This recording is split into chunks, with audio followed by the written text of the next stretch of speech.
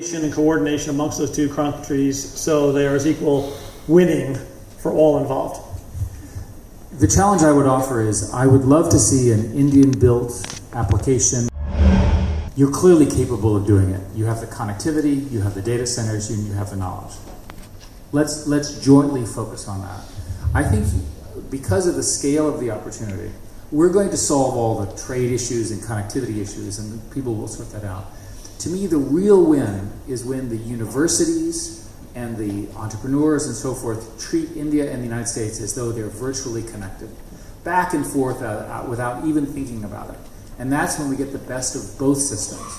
I'm quite confident, by the way, with the kind of growth rate that you have in the next 5 to 10 years on your way to 5 trillion, that you'll get there. I'm quite confident that the integration of the two, because of our shared heritage of the English language, because of the many things that we share in common, and of course the global scene, which is likely to drive America and India closer together, I'm quite confident that this is possible. I think it's up for us to make it happen.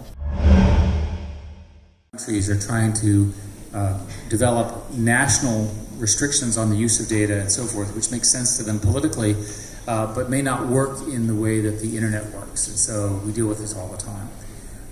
To me, the more interesting question about data is how valuable it is. We know that a certain amount of data is valuable because we have to train these systems, but it's not obvious that we need all the world's data in order to, for example, do healthcare. It's probably the case that the AI algorithms that we're building will be able to be successful without all the world's data. So before you decide that the only important thing is data, I think that the real value is in the development of these algorithms and the talent to build them.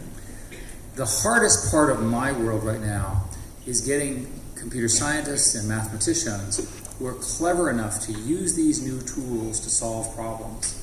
I can tell you that the stuff that I described earlier is relatively straightforward now, but the great challenges of the world, things like protein folding, which in our case DeepMind has been making a great deal of progress on, require enormous insight of how to solve the problems. And that is the frontier of where we are going.